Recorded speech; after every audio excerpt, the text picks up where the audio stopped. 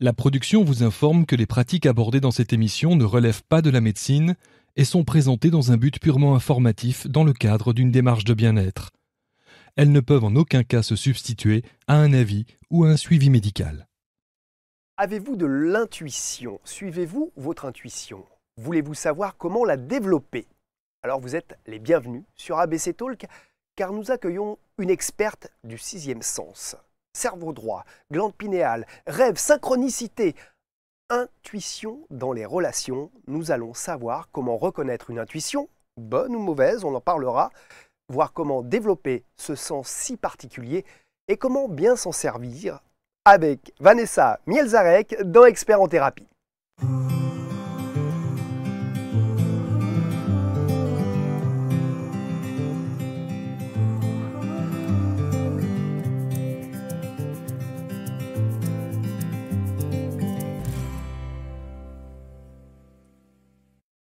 Si le cordonnier est le plus mal chaussé, notre experte en intelligence intuitive sait se servir de son intuition aiguisée. Bonjour Vanessa. Bonjour Thierry. Merci d'avoir accepté notre invitation. Vous nous venez d'Avignon? Oui, de la région d'Avignon. Comment vous sentez ce studio selon votre intuition? Comment vous êtes? Eh bien écoutez, je me sens bien. Il y a différents symboles qui sont tout à fait propices justement à cette présence à soi, à ce calme intérieur, voilà, tout ce dont l'intuition a besoin pour émerger. Et donc, on va y revenir. Voilà. On va y revenir comment effectivement mieux capter et être en de bonnes conditions pour capter son intuition. Alors, pour la petite histoire du jour, une grande histoire d'amour. Il y a 20 ans, alors que tout allait bien dans votre couple, vous allez suivre l'intuition de votre vie. Vous rejoignez celle d'un autre de vie. Vous rejoignez un homme qui sera le nouvel homme de votre vie, ainsi que votre partenaire professionnel, votre associé, bref, votre moitié dans le cœur et le travail, Gilles Guillon, qu'on salue, avec qui vous organisez des formations sur l'intuition partout en France. Mais revenons à votre parcours. Depuis 30 ans, vous accompagnez des personnes sur leur chemin de vie via des conférences, des stages et de nombreux ouvrages, dont certains traduits, comme celui-ci qui vient d'arriver, qui est tout neuf, le guide de l'intuition, avec beaucoup d'éléments, de tests que j'ai fait, on va en parler, pour développer son intuition, pour travailler sur soi, le guide essentiel de l'intuition. On jouera aussi, puisque ah ben oui, ça c'est une surprise, oui, vous l'avez emmené. Le petit oracle de l'intuition. Hein, vous avez effectivement, en tant qu'autrice, écrit beaucoup de livres et d'oracles également. Restez avec nous parce que vous aurez un message grâce aux cartes aujourd'hui, tout à l'heure, avec Vanessa. Vous avez été formé à l'analyse transactionnelle, la programmation neurolinguistique humaniste, l'astrologie, la respiration consciente, le rebirth, en psychologie, à l'EFT, au coaching. Oui, vous avez touché à l'énergétique, à la parapsychologie, bref. À la méditation. À la méditation, au yoga. Oui. Ce qui fait de vous une thérapeute, une accompagnante accomplie. Mais vous faites des séances en individuel ou c'est plutôt des stages maintenant de formation, parce que vous formez beaucoup de coachs qui sont déjà coachs et qui veulent aller sur l'intuition. Voilà, donc au jour, en ce moment en fait, j'anime encore des stages sur l'intuition, je participe donc au programme du coaching intuitif de l'excellence. Et c'est vrai que la plupart de mon temps est consacré à l'écriture et à la création d'oracles avec ma grande amie Brigitte Barberane qui fait les merveilleuses peintures. D'accord, on va en parler de cet oracle tout à l'heure qui est le petit dernier de la série. Tiens, j'en montre quelques-uns parce que j'avais prévu ça plus tard et vous savez, moi j'aime bien bidouiller. Les portes de l'âme, les portes magiques de l'univers. Oui, qui est le dernier grand oracle. Et qui nous permet vraiment d'être en contact avec soi, puis faire une passerelle avec l'univers et notre pouvoir créateur. On a également les portes de l'intuition. Oui. Alors c'est le grand frère de celui-ci, du petit oracle. Tout à fait, tout à fait. Qu'on a là et que j'ai mis avec le petit oracle dernier de la mission d'âme. Oui. parce que j'avais l'impression que c'était des flammes jumelles, ces deux oracles, ils avaient envie d'être ensemble peut-être. Donc on va tout à l'heure tirer une carte, tirer plusieurs, comme ça les gens pourront choisir s'ils le souhaitent, d'avoir un message avec nous. Alors, j'ai lu avec attention votre ouvrage, le guide essentiel de l'intuition, et on a relevé soit des phrases que nous avons eues tous les deux en conversant pour préparer cette émission, soit des extraits de votre livre. Et vous écrivez « L'intuition est une lumière sur notre chemin ». Est-ce que vous pouvez développer? Alors, depuis toute jeune, en fait, je suis en contact avec mon intuition, et c'est elle qui m'a permis vraiment de m'accompagner, de révéler en fait quel est mon chemin, ou, comme le petit oracle le dit, ma mission de vie. Elle m'a permis de mettre en fait en lumière ce pourquoi j'étais faite, et là où je serais le plus heureuse. Parce que l'intuition nous permet d'être en contact en fait avec nos aspirations, avec ce que l'on porte en soi, avec des talents, avec toute une sorte de bagage intérieur que l'on porte en soi et qui a besoin d'être déposé dans notre vie quotidienne ou dans toutes nos activités. Est-ce que si on ne suit pas notre intuition, qu'est-ce qui se passe? Est-ce que la vie va petit à petit nous envoyer d'autres messages, va nous remettre sur les rails? Parce que, en fait, la question que je vais vous poser, elle est un peu dure, hein.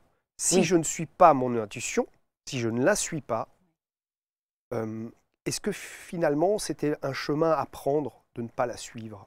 Et pourquoi? De ne pas la suivre. Ouais. Alors, il faut que je remette tout ça dans le bon sens à l'intérieur de moi. Excusez-moi pour cette question un peu longue. non, mais... Parce que des fois, on ne suit pas son intuition. Oui. Et il arrive une bourde.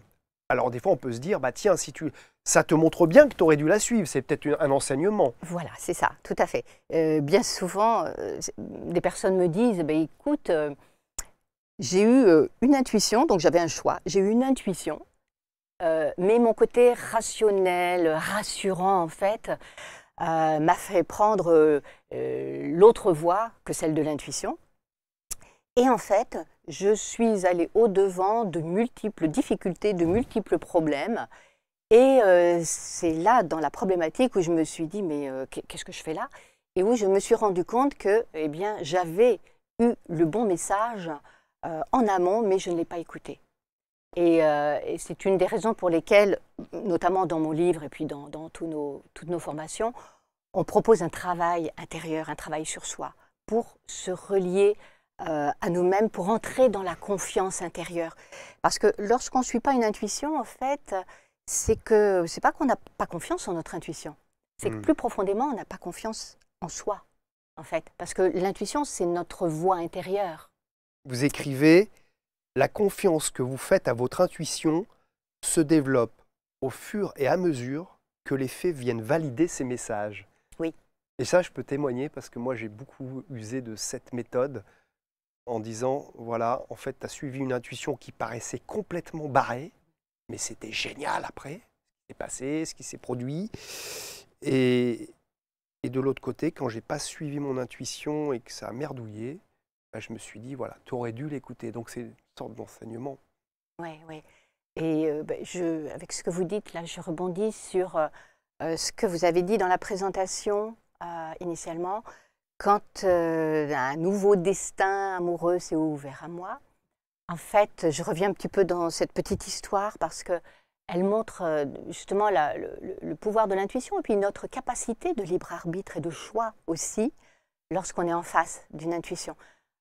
C'est que j'étais mariée avec un homme vraiment charmant. Ça faisait 10 ans qu'on vivait ensemble, donc avec plein de projets. Lorsque, un jour, j'étais justement en stage de méditation, j'animais ce stage notamment d'intuition, la porte s'est ouverte sur un élève qui était en retard. Et quand la porte s'est ouverte, j'ai vu cet homme et instantanément, j'ai eu justement un des indicateurs de l'intuition comme un coup au cœur, mais ce n'est pas le coup de foudre. C'est comme un trouble intérieur qui indique que quelque chose de très très important est en train de se passer. Et en même temps, j'avais le mot, le message qui disait cet homme, c'est ton autre destin. En parallèle, donc alors j'ai eu le choc au cœur, la phrase qui s'est imposée à moi. Donc j'ai respiré, j'ai respiré parce qu'on était en méditation avec tous mes élèves. Et je me suis dit, bon, ben, j'accueille cette information et puis bon, je verrai plus tard parce qu'au jour, maintenant, voilà, je dois m'occuper de mon groupe. Et c'était là présent à l'intérieur de moi. Et en fait, dans les jours qui ont suivi, cette information est restée présente, très présente à l'intérieur de moi. Donc, avec cet homme, donc j'ai Guyon, donc on a créé une relation tout à fait neutre au départ, neutre, bienveillante, et voilà, j'étais dans l'accompagnement. Et j'avais cette question à l'intérieur de moi, qu'est-ce que je fais avec ça? Voilà, qu'est-ce que je fais? J'ai cette voix qui va vers l'inconnu, parce que je ne savais rien du tout de cet homme. Et qui vient un petit peu diluer la vie d'avant. Voilà, une vie bien installée à Paris, avec mon cabinet, avec les stages qu'on animait, parce qu'on animait des stages ensemble aussi avec mon ex-mari. On était déjà aussi, bien sûr, dans le développement personnel. Et donc, et c'est là où j'ai compris aussi que lorsqu'une intuition arrive, se manifeste à nous, là, nous avons le choix. Je sais que j'ai eu le choix à ce moment-là, parce que je me suis demandé, qu'est-ce que je fais? Est-ce que je suis la voix de mon intuition qui me dit d'aller dans cette nouvelle vie, ou est-ce que je reste dans ma vie qui est une belle vie aussi? Et là, je me suis dit, pour avoir un cran supplémentaire d'informations, eh bien, si j'osais le défi. Parce que ça, c'est Carl Gustav Jung disait que l'intuition était une fonction irrationnelle dans le sens où elle ne s'appuie pas sur la raison. Donc, c'est-à-dire que face à ce nouveau destin, je n'avais pas d'indication sur est-ce que ça va bien fonctionner, des choses plutôt rassurantes, rationnelles. Juste, je savais qu'un nouveau pan de ma réalité allait s'ouvrir et que c'est une aventure à vivre et que dans la vie, en fait, l'intuition peut nous donner justement des impulsions, quelquefois des finalités, mais c'est comme si nous avons le libre arbitre de vivre les choses sur le chemin pour accueillir tout ce qui va se présenter. L'intuition, ce n'est pas une assurance, une assurance de voilà, bien sûr, que tout va être gommé et que tous les problèmes vont être gommés. Ça nous donne comme une guidance, comme une... Ça peut même nous amener sur des trucs qui ne sont pas très confortables aussi, mais des choses qu'on a peut-être à vivre. Voilà, il y a des choses qui sont... Qui font partie de notre cheminement intérieur, de notre progression intérieure, peut-être de notre progression d'âme aussi. Parce qu'en fait, pour moi, en allant sur cette voie-là, c'est comme si j'avais tout à créer, tout à recréer. Et en même temps, c'est cette voie qui m'a amenée vers l'écriture, puisque Gilles Guyon était coach et qu'il m'a aidé à accompagner pour dépasser mes freins et entrer dans le processus d'écriture. Donc, les raisons profondes se sont manifestées après. Donc, en fait, avec l'intuition, c'est comme si elle nous prépare à ce qui va se passer, parce que dans cet exemple tout à fait relationnel, donc il a fallu que je me sépare, il y a eu un divorce, donc tout ça, c'est pas facile. Hein. Ouais. C'était, voilà, pour moi, c'était comment faire les choses bien, pour que les personnes souffrent le moins possible, même si on ne peut pas éviter la souffrance, surtout en séparation, mais d'être le plus vrai, le plus clean, le plus bienveillante possible. Évidemment. Dans toutes mes décisions, en fait, dans ce que j'allais faire. C'est ce que vous écrivez, hein, d'ailleurs, l'intelligence intuitive, véritable boussole, prend le relais là où notre côté rationnel rencontre ses limites. Et vous précisez, pour vous, tous ceux qui réussissent affirment que l'intuition a joué un rôle dans leur succès. Succès amoureux, professionnelle X ou Y. Oui, dans les inventions qui ont pu aussi être faites bien souvent. J'ai vu beaucoup de témoignages de personnes qui avouent que l'intuition est à l'origine de cela, parce que en ce moment, et puis depuis quelques années, c'est vrai que l'intuition devient quelque chose d'assez courant. On en parle beaucoup dans les magazines, dans des émissions TV, radio. Alors qu'il y a 30 ans, quand j'ai commencé à faire des stages sur l'intuition, on me demandait « mais qu'est-ce que c'est que l'intuition à l'époque ?» Maintenant, tout le monde sait qu'on fait l'expérience de l'intuition. Il n'y a plus cela. Alors, vous écrivez aussi dans le guide essentiel de l'intuition, le fait de suivre votre intuition demande que vous soyez fidèle à vous-même. Alors là, on pointe du doigt quelque chose où des fois on entend dire mais qu'est-ce que tu veux vraiment? C'est ça la question, c'est oui je voudrais ça, mais en fait qu'est-ce que tu voudrais vraiment et qu'est-ce que tu vas mettre en place pour le faire? Donc comment on fait pour être fidèle à soi-même?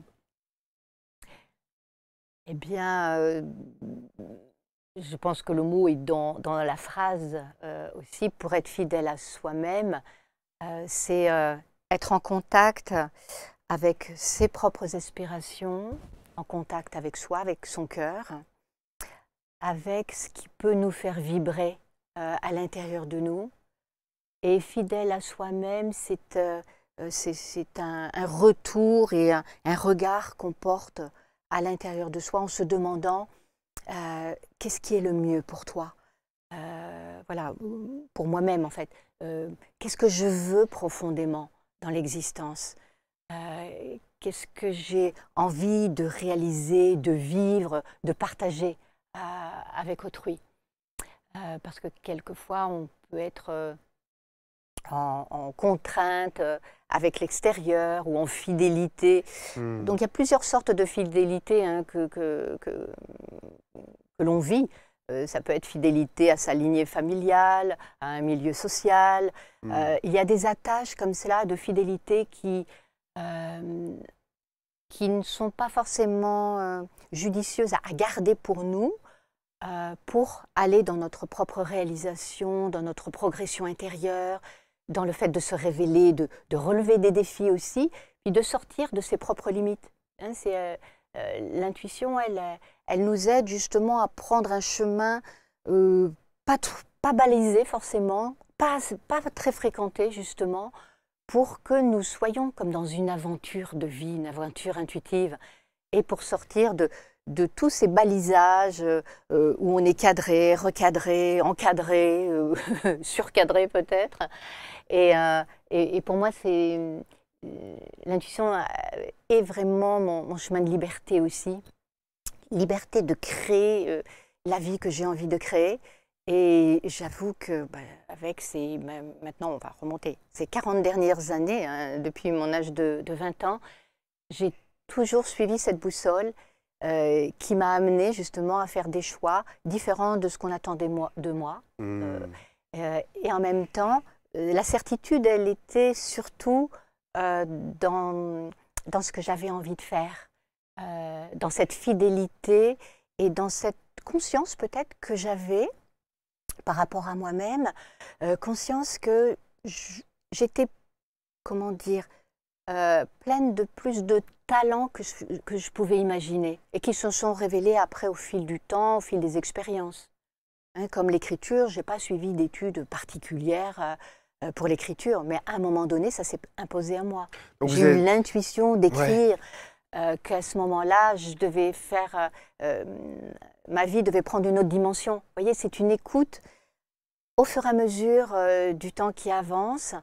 Donc, depuis mon début de carrière où j'accompagnais les personnes en séance individuelle, ensuite, la suite des choses, mon intuition m'a dit, maintenant, il faut que tu enseignes, que tu fasses des groupes. Donc, j'ai fait des groupes, des petits ateliers au départ, d'une demi-journée, d'une journée. Et ensuite, j'ai monté une école. Et ensuite, avec mon époux, donc en 2001, on a créé notre grande école. On a marié, donc lui, le coaching et moi, l'intuition. Donc, du coup, ça a fait le coaching intuitif de l'excellence. Et ça, c'est grâce à mon intuition qui m'a guidée, en fait, dans le déroulement peut-être de mon script intérieur le meilleur, dans mon script d'âme, on peut dire aussi. C'est comme ça, c'est comme une philosophie de vie. Ce qui me paraît incroyable, et les gens qui nous écoutent vont peut-être tilter, parce qu'on dit toujours de faire ce qui nous plaît, de faire ce qu'on a envie, mais j'ai l'impression que c'est pas forcément toujours facile. On parlait d'écriture d'un livre tout à l'heure pour notre réalisateur, et vous êtes passé au-dessus de vos peurs, vous êtes passé au-dessus de votre lignée peut-être familiale, de ce qui se faisait, ce qui se pratiquait dans la famille en termes d'activité. Vous êtes peut-être passé au-delà de certaines croyances de « mais pourquoi moi ? Pourquoi ce serait moi ?»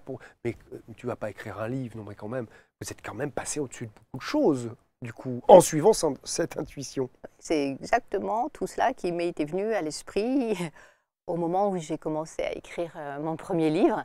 J'avais même une petite voix qui me disait « mais pour qui tu te prends ?» C'était un juge, j'avais un juge qui était dans mon cerveau, qui n'avait rien à faire là, et qui à chaque fois me sabotait. Et donc, c'est pour cela que j'avais l'intuition d'écrire ce livre, j'avais toute la trame. Alors ça, c'est formidable, parce que moi, j'ai presque le titre, en tout cas, j'ai le but du livre, ou de l'oracle, quand ça me vient. J'ai la trame qui arrive assez rapidement, comme un chemin, parce que je suis beaucoup alignée à cette idée du chemin. Et ensuite, je peux, et j'ai été rattrapée par mon saboteur, donc mon côté rationnel, mon juge, la limite, ou l'ego, en fait, qui, justement, ne voulait pas que j'ouvre cette voie-là de l'écriture dans laquelle j'allais me réaliser, et qui est une sorte de défi. En fait, j'ai remarqué que lorsqu'on a une intuition, ça je l'ai dit tout à l'heure, ça ne veut pas dire que tout va être aplani et puis ça va être le grand boulevard. Ça peut nous amener justement à travailler sur soi. C'est pour ça que dans ce livre, il y a toute une partie aussi de travail sur soi, parce que il y a des voies multiples, des facettes multiples à l'intérieur de soi. Et c'est comme si on peut avoir une aspiration, un désir de réaliser quelque chose, et en même temps, on peut avoir des freins qui s'activent. Oui, c'est terrible, les freins. Et justement, bien souvent, ils s'activent dès qu'on sort de notre domaine de connu ou de notre domaine de compétence. C'est ce qu'on appelle sortir de ses chaussons ou de sa zone de confort. Voilà, c'est ça. De sa zone, disons, de sécurité, je dirais. On n'est pas obligé de sortir de sa zone de confort. On peut être bien là où on est et évoluer comme ça. Mais si on a un appel... Voilà. Quelquefois, il y a comme une aspiration. C'est pour ça le mot aspiration, c'est je suis aspirée, donc je vais de mon intérieur vers l'extérieur, parce que je sens que j'ai une autre contribution à apporter et qu'il est important de valider. D'où le travail. Le souffle. Vous avez tout un chapitre dans le guide essentiel de l'intuition sur le souffle, qui est pour vous une passerelle entre l'inconscient et le conscient. Enfin, je la fais à l'envers du script, mais entre le conscient et l'inconscient. En une seconde, on ne va pas lire le livre ici, maintenant, entre nous, mais comment ça marche? Qu'est-ce que le souffle apporte dans l'intuition? Eh bien, je pense que c'est un des paramètres de l'intuition, parce qu'en fait, le souffle nous ramène à l'intérieur de nous, dans notre propre mouvement intérieur, et il passe donc par la poitrine, par le cœur, par le chakra du cœur, et il nous amène justement dans cet espace de soi, dans cet endroit de soi-même, où il y a, dans mon expérience, la jonction entre deux mondes, entre le monde tangible, corporel, et le monde invisible, entre le conscient et l'inconscient, comme si nous avions une sorte de point de centrage à l'intérieur de nous, qui fait que nous pouvons être connectés à plus grand que nous, connectés au ciel. Voilà, c'est le point de jonction entre le ciel et la terre. Oui. C'est là où je le situe, au niveau du cœur. Et le souffle nous permet d'entrer dans notre grande respiration intérieure. Nous permet de nous ouvrir à d'autres dimensions, de nous ouvrir à ce qui est là vraiment au fond de nous, et de nous déployer intérieurement. J'ai passé ce schéma plusieurs fois là, en ce début d'émission. vous pouvez nous faire justement un point entre le cerveau droit, créatif et autres, et le cerveau gauche, plus intellectuel. Voilà, les deux cohabitent à l'intérieur de nous. Et tout l'intérêt du travail intérieur, du travail sur soi, est de les faire, disons, cohabiter et puis voilà, se réunir, hein, parce que c'est là où on peut retrouver aussi nos oppositions, comme les oppositions masculin-féminin, parce que ces deux cerveaux aussi, psychologiquement, sont associés à deux grands principes, deux grands archétypes, hein, qui nous habitent. Notre principe masculin, notre principe féminin, qui n'a rien à voir avec le sexe, mais plutôt dans l'émanation des qualités, des ressources qui sont associées. Et donc, comme vous disiez, donc, il y a l'hémisphère droit du cerveau qui est en lien avec notre créativité, notre monde de la sensibilité, notre quête du sens des choses, qui est en lien avec aussi toute notre, comment dire, notre réceptivité, la créativité, l'inspiration, et le côté droit, donc, qui est associé aussi au masculin intérieur, et qui, lui, est plutôt le côté pratique, pragmatique, structuré, qui n'a pas d'émotion. En même temps, la manière dont on peut travailler dessus, et c'est ce que l'on propose aussi, que ce soit dans nos cours ou dans mon ouvrage, c'est par rapport à notre masculin et féminin intérieur, de trouver donc justement leur point d'association. Parce que pour illustrer les choses un peu différemment, par exemple pour moi, donc j'ai mes inspirations, j'ai ma créativité donc, qui vient de mon féminin intérieur, et ensuite c'est comme la question qu'on posait tout à l'heure, qu'est-ce qu'on en fait de nos intuitions? Et en fait, ce qui est important, c'est de l'appliquer dans notre vie quotidienne. Et c'est là où notre masculin intérieur prend le relais de notre féminin pour réaliser les choses concrètement, parce qu'il va pouvoir structurer, réaliser les choses. Lui, c'est notre passage à notre réalité, à l'action. C'est l'action aussi. Donc, première étape, on écoute notre cerveau intuitif. Voilà, et quand on sait ce qu'on doit faire, on dit à notre cerveau réalisateur. Voilà, c'est ça, à notre serviteur, notre grand serviteur, ça c'est Jung qui disait ça, serviteur de l'âme, serviteur, voilà, c'est notre serviteur qui lui va passer à l'action pour nous permettre justement de réaliser les choses, hein, parce qu'avec l'intuition, on a comme la finalité des choses, mais après, il nous faut justement, comme tout à l'heure le réalisateur le disait, structurer les choses, les poser pour que ça puisse se concrétiser. Et c'est le maître d'œuvre de la concrétisation. C'est pour cela que, voilà, il est à dompter, hein, ce rationnel, ce mental, parce que quelquefois, il veut se prendre pour de l'intuition. Il nous envoie des messages comme si c'était de l'intuition, mais il nous amène, c'est lui qui nous amène vers nos galères, vers des complications, parce qu'il adore ça. Parce que dès que c'est compliqué, il est là, il va nous faire chercher les détails, les ceci, c'est à cause de lui, c'est à cause d'elle, machin, patin, couffin. Donc on est coincé, emberlificoté dans toute cette histoire-là. Et ça, à l'origine, c'est lui quand il s'est pris pour une intuition. Est-ce qu'il y a quand même un cerveau hyper calculateur qui pourrait avoir une intuition? En fait, je vais vous raconter une histoire. C'est l'histoire de quelqu'un qui passe toujours devant un appartement, partir au travail. C'est une petite mamie qui habite là. Et un jour, il se dit, elle doit être décédée. Et après, on essaye de comprendre pourquoi il a eu cette intuition. Pendant une semaine, il est passé devant l'appartement alors que les volets étaient fermés. Est-ce que l'intuition qu'il a eue de la mort de cette petite grand-mère n'est pas venue du fait que son cerveau, sans que lui ait forcément vu, parce que des fois on passe sans vraiment voir, son cerveau a calculé, volet fermé, mamie décédée. D'où vient l'intuition, en fait? Oui. Pour moi, elle ne vient pas justement du cerveau rationnel. Elle Alors, dans le cas que vous citez, je ne sais pas s'il a eu l'intuition.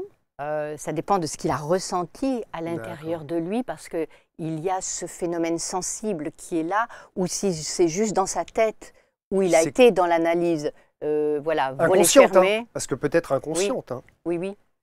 Vous les fermez, c'est que la personne est décédée.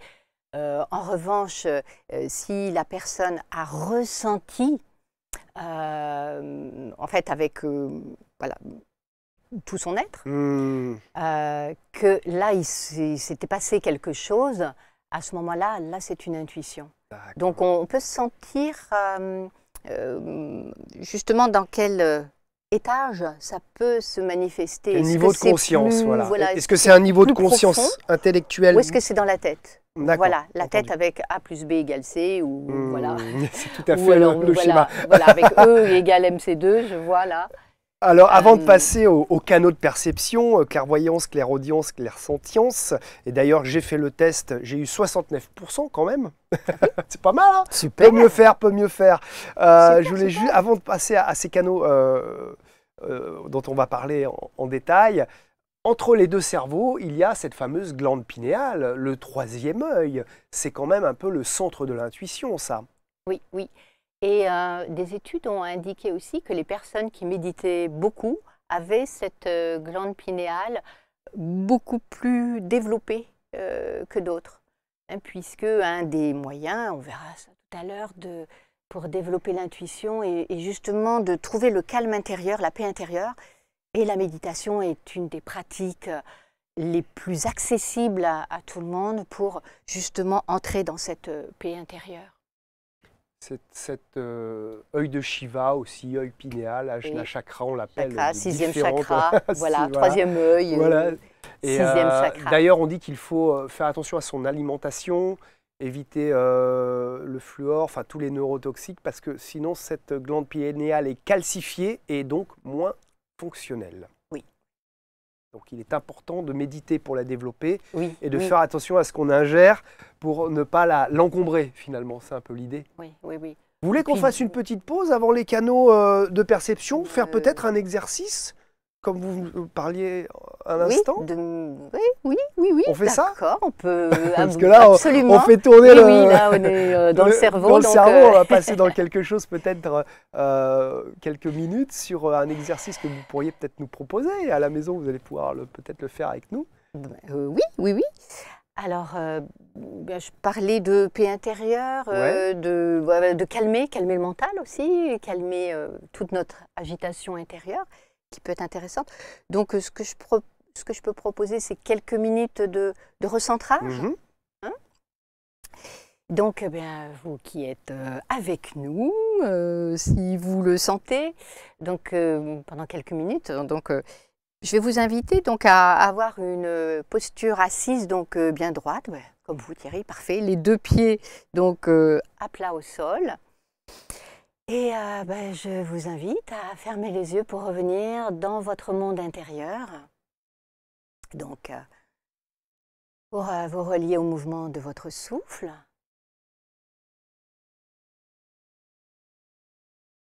Donc, en fermant les yeux, tout naturellement, vous reliez à votre respiration qui va et qui vient. Respiration que vous dirigez donc depuis votre tête qui descend dans votre poitrine, voilà, jusqu'au niveau du ventre, dans vos fondations. Là, vous respirez amplement, puis vous expirez.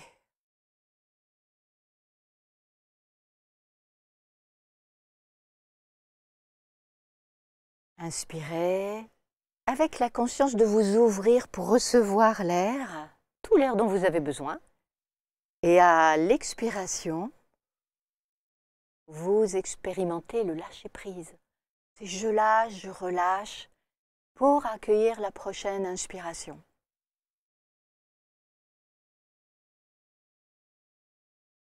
Et s'il y a des pensées dans votre tête, je vous invite à les laisser passer comme des nuages dans le ciel. Donc, votre tête connectée au ciel. Vous pouvez imaginer, hein, depuis le sommet de votre tête, un cordon de lumière qui vous connecte au ciel, ou en tout cas une conscience du ciel au-dessus de vous, qui apaise votre tête, et vous redescendez votre conscience au niveau de votre assise, de vos pieds, pour vous connecter à l'énergie de la terre, du sol qui est en dessous de vous. Voilà, et l'énergie terre, qui est votre prise de terre, votre branchement à la terre.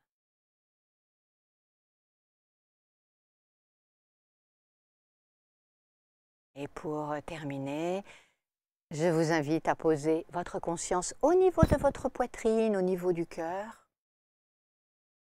Voilà, à cet endroit de vous-même où vous rencontrez votre intuition, votre cœur, votre source intérieure. Depuis cet endroit, il y a cette passerelle entre notre monde matériel et physique et le monde invisible et subtil, comme un point lumineux présent à l'intérieur de vous.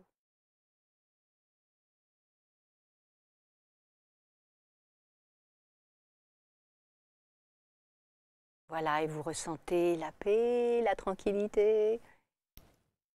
Et tranquillement, vous allez réouvrir les yeux, bouger un petit peu, vous sentir présent dans votre corps.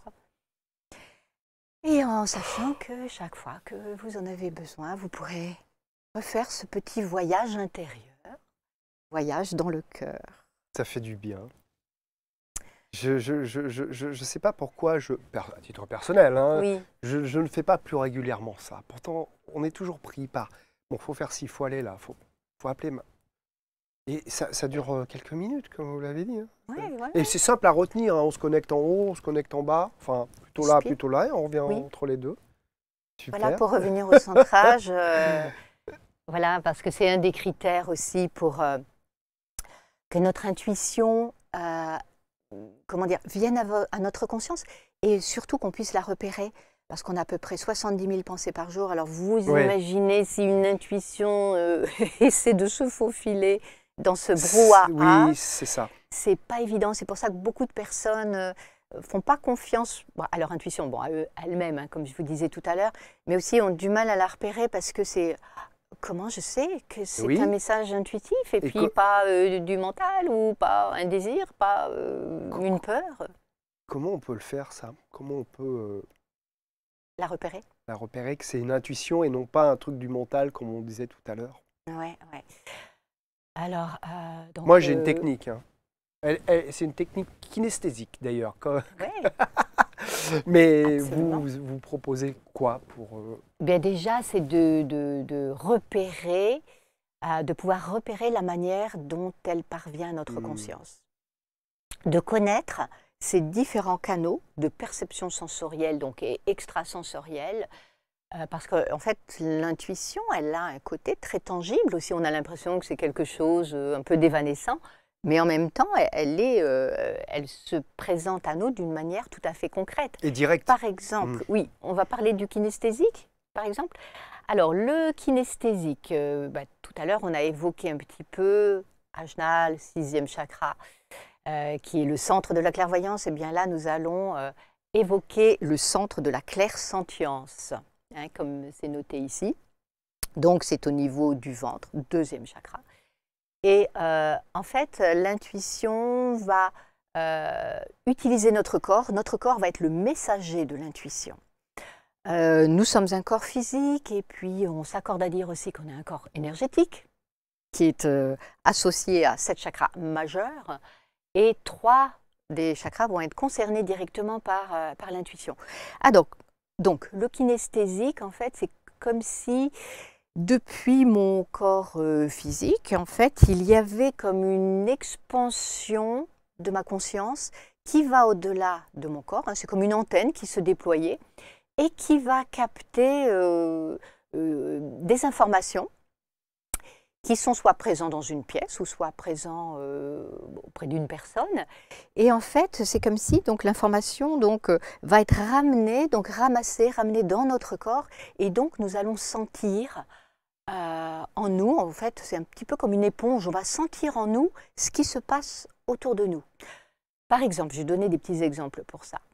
Je rencontre quelqu'un pour la première fois et je sais pas, il y a un projet qui doit être mis en place. Alors, en rencontrant la personne, bien souvent, tout le monde a déjà remarqué cela, nous avons déjà une première impression qui vient à l'intérieur de nous. Et physiquement, nous ressentons cela, parce que le mot impression vient du registre kinesthésique.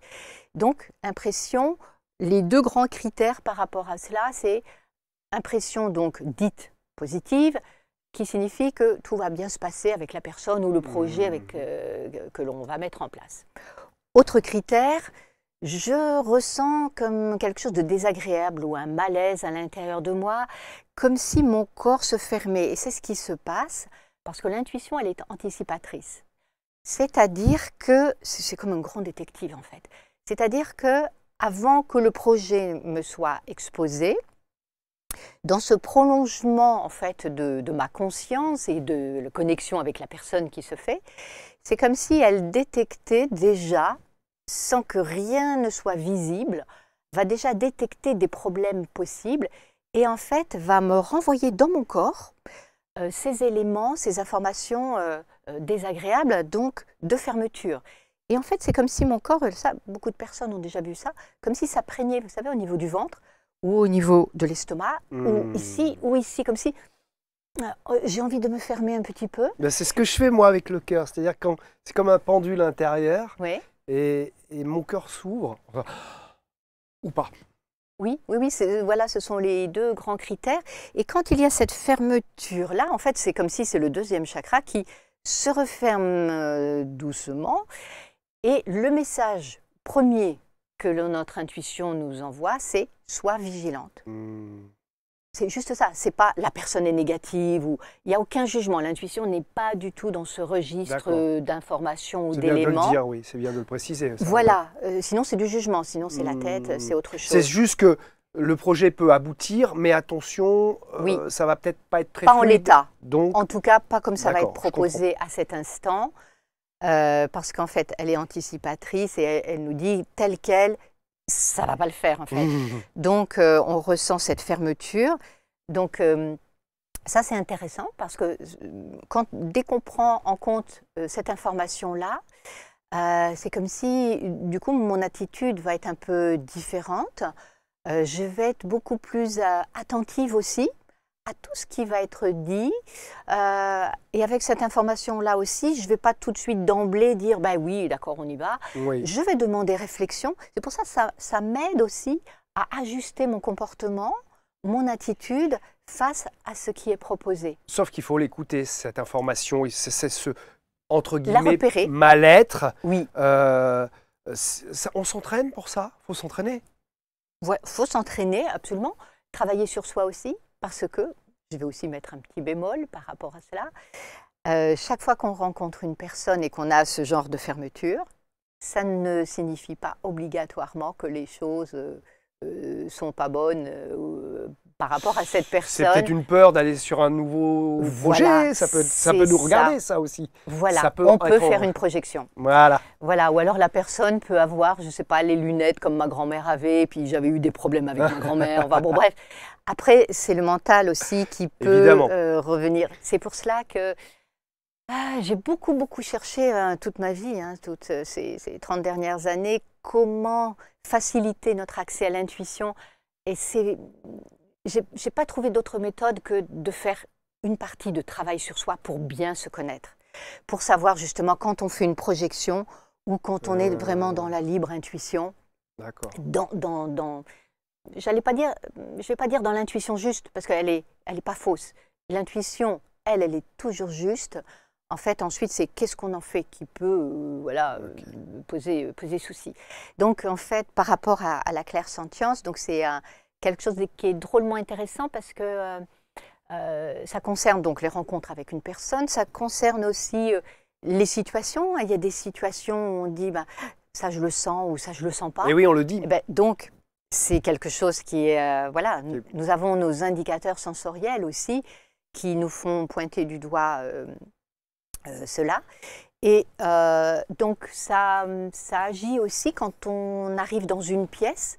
Parce qu'en fait, nous savons maintenant avec la quantique que tout est informationnel, que des informations sont de partout et que des personnes sensibles, voire hypersensibles, donc hyper clairsentientes en fait, vont être comme, voilà, comme des éponges hein, posées dans différents endroits et en fait elles vont capter des énergies qui les entourent et si elles sont comment dire, beaucoup trop ouvertes, elles peuvent être comme polluées par toutes sortes d'informations. Donc, ne serait-ce que quand on prend les transports en commun, donc là, on est mélangé avec tout plein de personnes. Certaines vont bien, mais d'autres ne vont pas bien.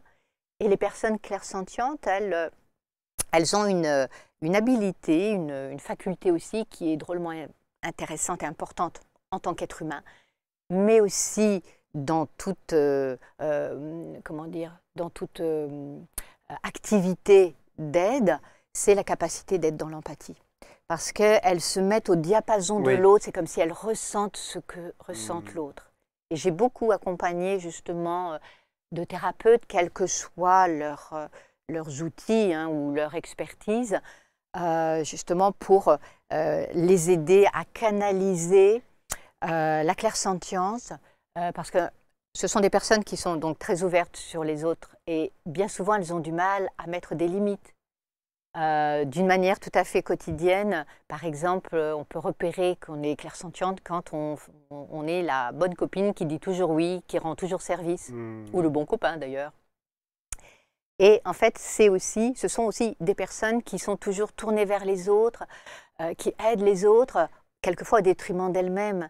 Et pour que l'intuition ait toujours son canal, comment dire, le plus clair possible, le plus dénué aussi, dénué d'intérêt personnel, on a besoin vraiment d'être clair avec soi-même et savoir poser des limites aussi au niveau psychologique. Dire oui quand c'est oui, dire non quand c'est non, pour être dans notre justesse. C'est ça aussi. C'est pas être trop avec l'autre. Voilà. Bien sûr. C'est trouver la juste distance aussi. Donc c'est pour ça c'est tout un travail. C'est tout un travail et un autre sujet à développer. D'ailleurs, je peux préciser que vous parlez de deux autres petites méthodes rigolotes, enfin une rigolote et une plus scolaire, pour développer son intuition. C'est par exemple, je vois une orange là sur la table, c'est de prendre un temps avec les éléments qui nous entourent, aussi simples qu'ils soient, et utiliser tous nos sens, regarder la couleur de cette orange, la prendre dans la main pour la toucher, sa texture, la sentir, enfin utiliser tous nos sens pour les entraîner finalement. Et on peut le faire tous les jours avec tout et n'importe quoi, pour s'entraîner à aiguiser chacun de nos sens et arriver à améliorer nos éventuels canaux d'intuition. Alors moi, sur votre test que j'ai fait dans le livre, il y a un super test, il y a plein de questions, etc. pour savoir si on est clairaudient, clairvoyant ou clairsentient. Et moi, j'ai 23 sur 33, 23 sur 33 et 23 sur 33. Quelle harmonie, quel équilibre. Parce qu'il y en a, bon, on ne va pas détailler autant que le kinesthésique, mais il y en a qui sont auditifs, visuels. Ça veut dire quoi?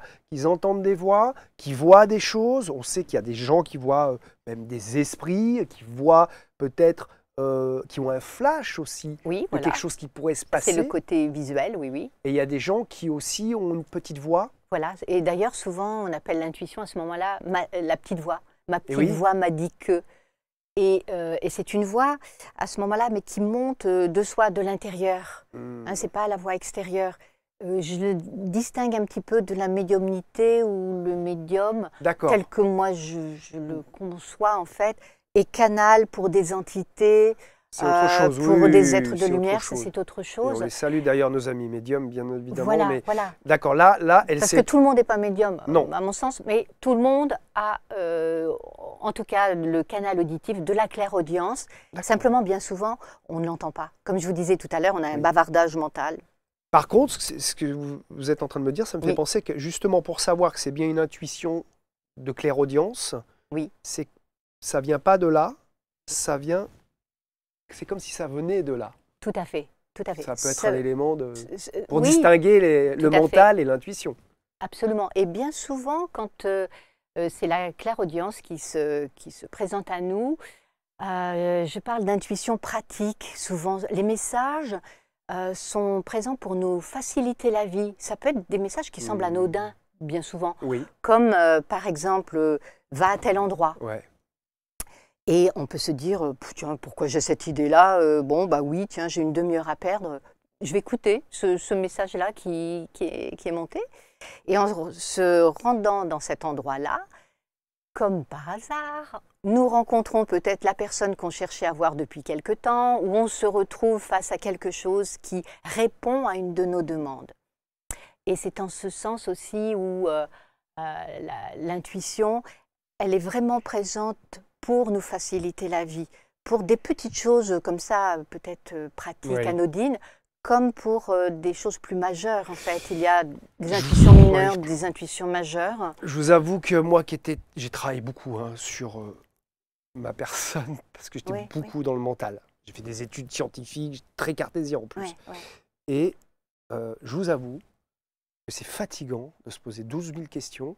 Et depuis que j'écoute, si ce n'est mon intuition, ça me facilite la vie, ça me simplifie la vie. Quand j'écoute justement, tiens, arrête-toi dans ce café, prends un café. Tiens, appelle un tel. Ah, Oui. bah justement, je pensais à toi. Mais c'est magique. Ma vie est magique depuis que on se prend pas la tête et c'est plus fluide. Alors, il y a des hauts et des bas dans les journées, comme tout le monde, Tout à fait. mais ça facilite quand même la vie de se laisser guider. Ça nous montre aussi combien nous sommes en connexion et reliés en fait à, comment dire, à l'océan d'informations et reliés aux autres, les uns aux autres aussi. Oui. Il y a des choses, des synchronicités qui se produisent d'une manière mais complètement extraordinaire. Oui, alors je voulais vous poser la question des synchronicités. Qu'est-ce qu'on en fait de ça? Des vraies synchronicités, pas tous les petits trucs de tous les jours. Qu'est-ce que c'est? C'est un signe? Qu'est-ce que j'ai noté? La synchronicité, j'ai marqué, c'était comme une sorte de signe extérieur d'intuition matérialisée.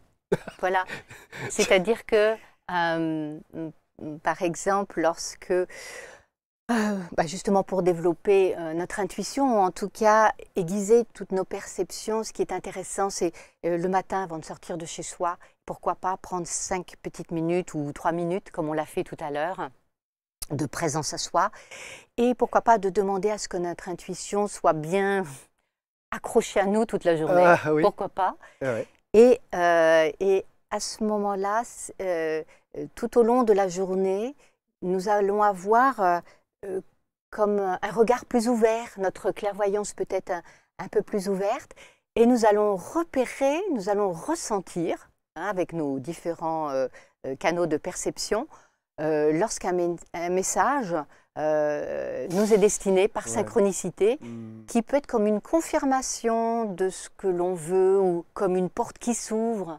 On est amené au bon endroit, au bon moment. Souvent, on dit cela. Où on entend dans un endroit la phrase qui fait sens pour nous, on voit une affiche Voilà. où il y a marqué ça. Et on a une réaction. Ce qui compte, c'est la réaction, c'est important. La réaction intérieure. Ça fait comme une...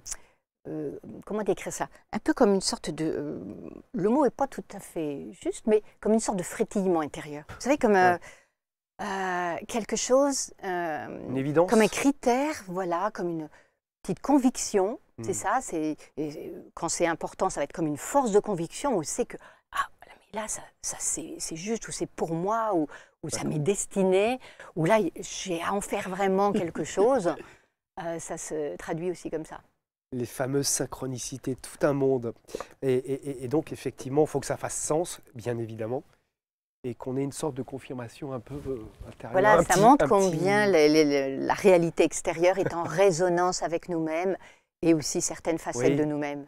Bon, il ne faut pas trop se prendre la tête non plus à trouver des synchronicités tout le temps, partout, non, parce que, avec tout le monde. Non, parce que du coup, ça deviendrait du mental, là. Voilà, tout à fait. Et puis, moi, ce que j'ai remarqué, c'est que ça se présente comme pour ouvrir ou amener vers quelque chose. Hein, ce n'est pas juste anecdotique, en fait. Il y a quelque chose d'intéressant pour nous là-dedans. Allez, on avait promis qu'on tirerait peut-être une ou deux cartes. Je vais le faire pour vous. Hein. On va regarder. J'en mets 3. Moi, je vais en choisir une. Je choisirai celle-ci. Et puis, si vous, à la maison, vous voulez effectivement choisir une carte, on les voit là à l'image, Mo, sur la table. Ah, ça y est. Ah bah attends, voilà, tu me le dis qu'on voit bien. Comme ça, les gens vont pouvoir choisir éventuellement une carte. Il en manque une. Choisissez une carte sur la table. Oh là là, je vois pas bien. C'est ça. Non. J'ai tous les écrans inversés, alors... tac, tac, tac. Voilà. Et comme ça, vous allez peut-être avoir un message. Enfin, c'est même sûr. Alors, ce petit oracle de l'intuition, il nous dit des messages. Il y a un carnet, bien sûr, à l'intérieur. Oui. Pour aller un petit peu plus loin. Un mini-livret, voilà. Alors, moi, je vais prendre celle-ci. Et ceux qui ont choisi celle-ci aussi. Apprentissage. Permission, apprentissage. Chaque expérience est utile. Alors, relativise tes échecs. Sur le théâtre de la vie, envisage-les comme des répétitions pour la grande première de ton triomphe. Vous pouvez développer cette carte? Alors, c'est une carte de permission, donc il y a plusieurs registres dans ce petit oracle. Et donc, ce que ça révèle, c'est pour permettre d'avoir confiance en soi et de se dire que ce qui nous arrive, eh bien, ça fait partie d'un plan balisé et qu'on peut tirer en fait des enseignements de tout ce qui se passe. Et justement, en donnant du sens à ce qui se passe, c'est comme si on ne voit pas l'échec comme étant une négation de soi ou de ce qu'on a mis en place, mais plutôt comme une préparation à quelque chose. Ouais, c'est un petit peu la phrase « je ne perds jamais », soit je gagne, soit j'apprends. Voilà, c'est ça. Mais je me suis dit souvent ça, quand d'ailleurs on parlait d'intuition et de ne pas les suivre, sa bonne intuition, c'est pas grave, on ne l'a pas suivi, mais ça nous apprend que c'est bien de les suivre, ces intuitions par exemple. Voilà, c'est l'expérience en fait. Hein, l'apprentissage, c'est ça, c'est avoir un autre regard sur les faits, pour ne pas se sentir amoindri, annulé, envahi par la situation, parce qu'une situation, ça se retourne, c'est de l'énergie aussi, et en amenant notre conscience en fait dans la situation, c'est comme si en extrayant l'enseignement, eh bien, waouh, c'est comme si la situation voilà, se délite en fait. Ouais. La situation disparaît. Et puis après, à force de s'être planté 2-3 fois sur des trucs, sur peut-être des petites choses pas importantes, le jour où ça sera peut-être très important, c'est ce que vous dites, hein, oui. la grande première de ton triomphe, le jour, tous ces petits entraînements où on s'est essayé, voire planté, peut-être le jour où pour quelque chose d'important, là, on aura, on saura quoi faire. Tout à fait. Allez, on tire une autre carte après. Voilà, et puis, qu'est-ce que je voulais dire à propos aussi des échecs? Oui, j'ai eu l'idée qui est passée. Excusez-moi, j'aurais pas dû... Ça reviendra, ça reviendra. Oui, allez, ceux qui ont choisi celle-ci, attention. Donc, permission, toujours. Encore une permission. Il y a une ambiance de permission. On doit se donner des permissions. Voilà, c'est ça. Ce que vous avez fait dans votre vie. Vous en êtes l'incarnation. De vous autoriser à écrire, de vous autoriser à aller dans des endroits et à changer de vie amoureuse, etc. De façon, là, incroyable. Justesse. Une difficulté est un enseignement. Elle t'amène à trouver la réponse en toi. Permets-toi d'accueillir ce message et tout s'arrange d'une manière parfaite. Vous voulez commenter? Alors, justesse.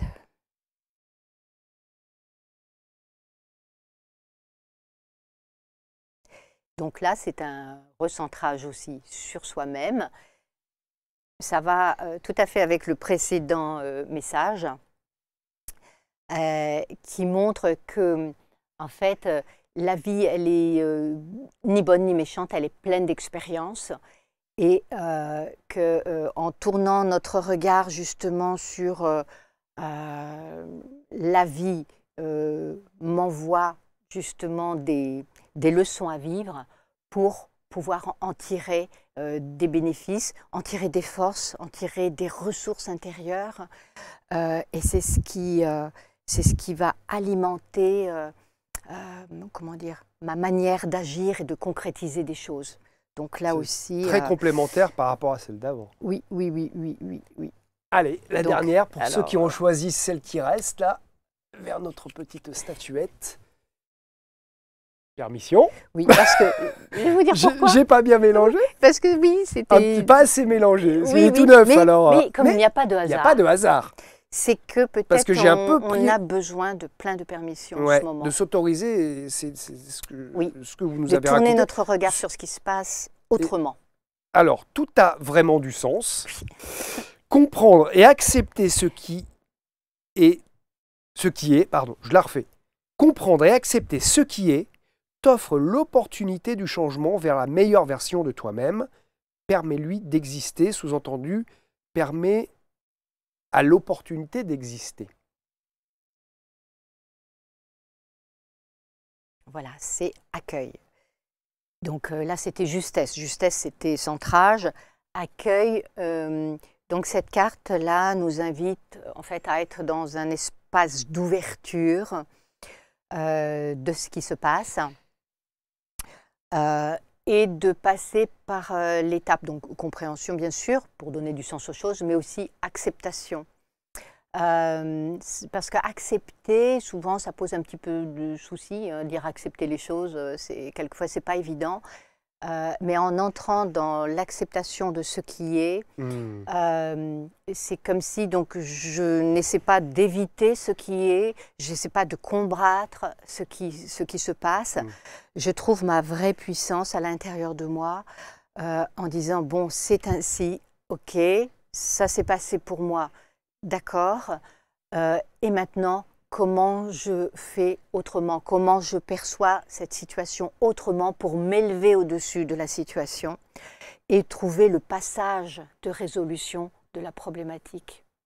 Donc, c'est une autre manière d'aller dans l'acceptation des choses et qui montre que dès que nous avons conscience des choses, dès que depuis l'état de comment dire, où on subit les choses, où on devient créateur, parce qu'à ce moment-là, c'est ça, c'est qu'on devient créateur des choses et on retrouve tout notre pouvoir d'action et de réalisation par rapport à l'épreuve ou à l'événement qui nous perturbe. De toute façon, un événement est, la table est, elle est là.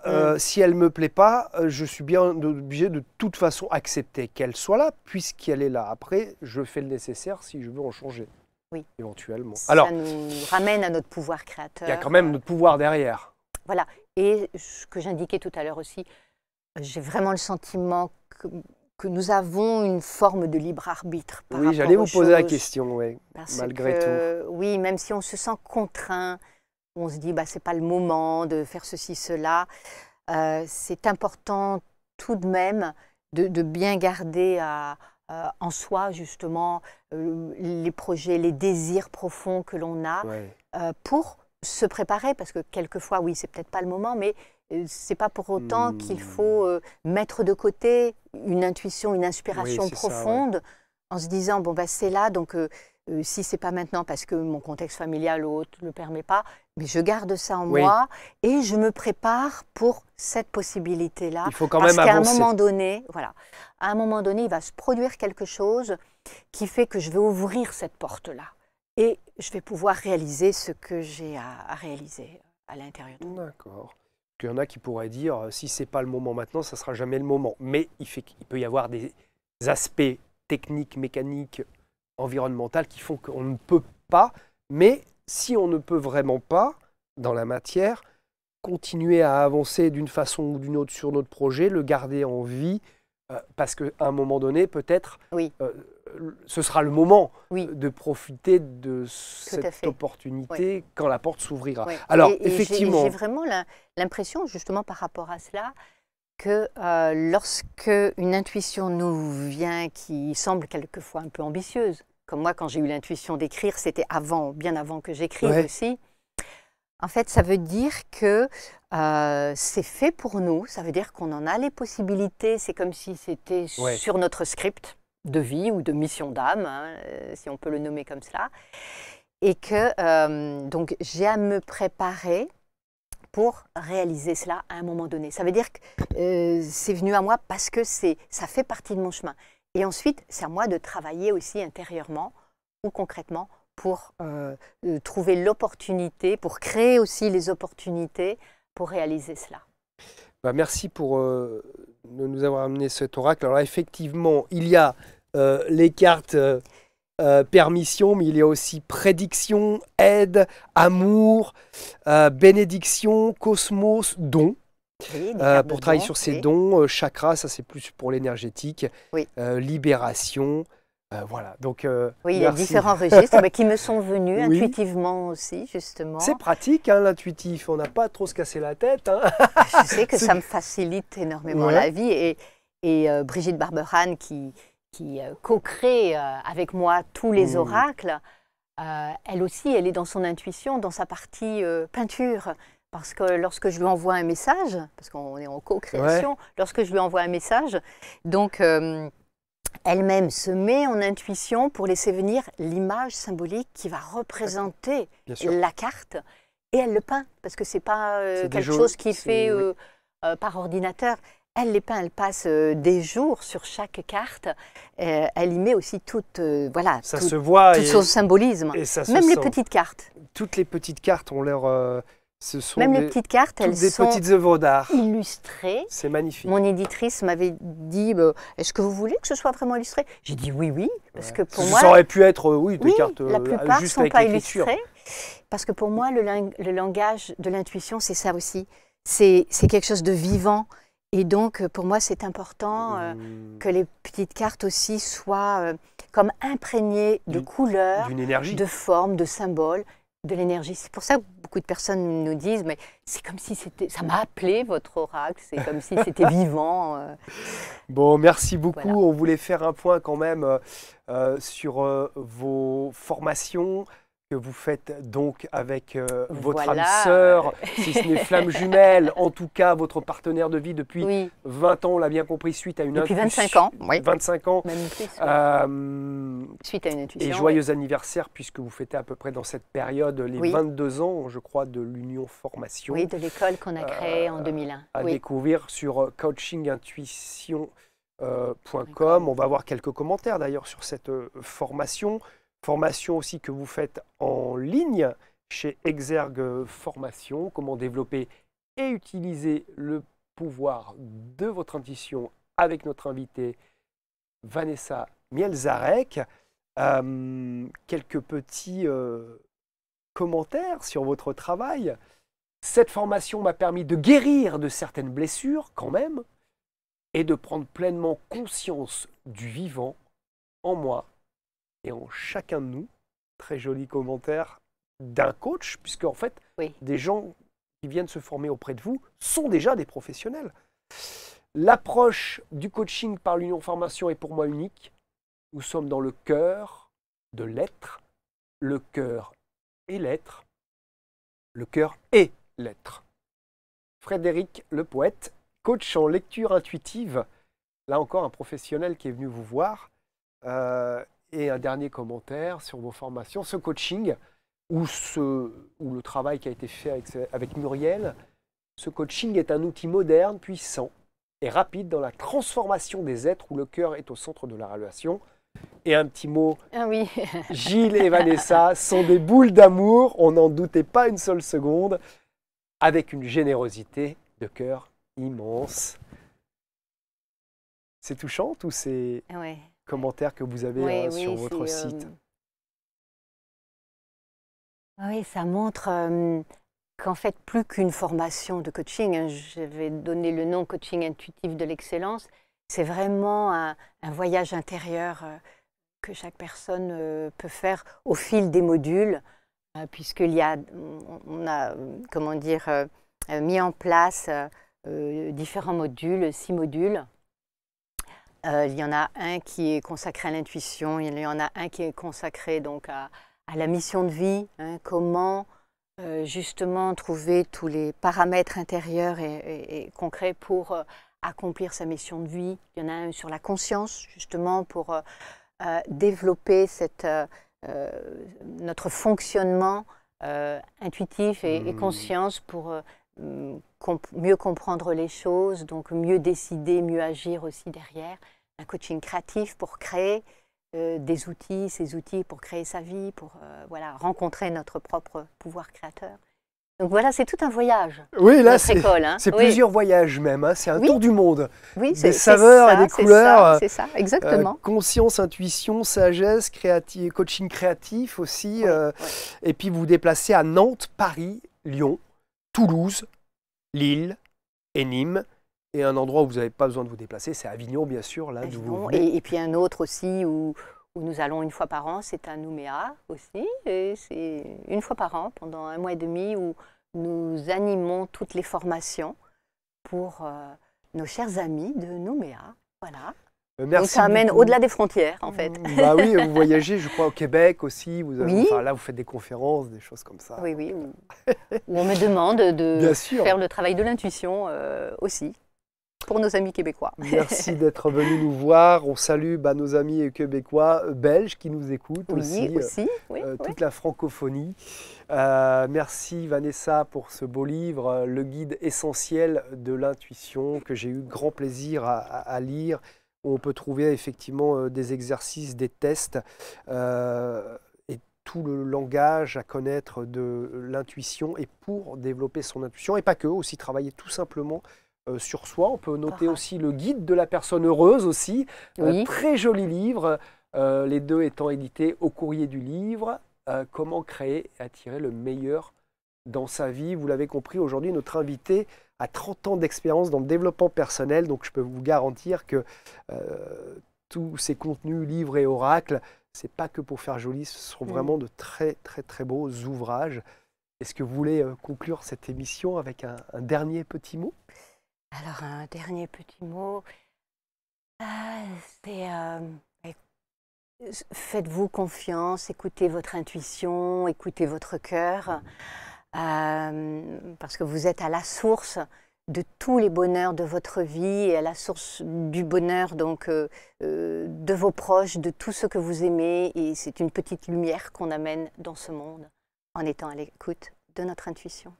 Merci beaucoup Vanessa d'être venue nous voir de Dijon. On espère qu'on aura l'occasion de vous retrouver ici, peut-être dans les canapés d'ABC pour d'autres sujets. Merci à vous de nous avoir suivis.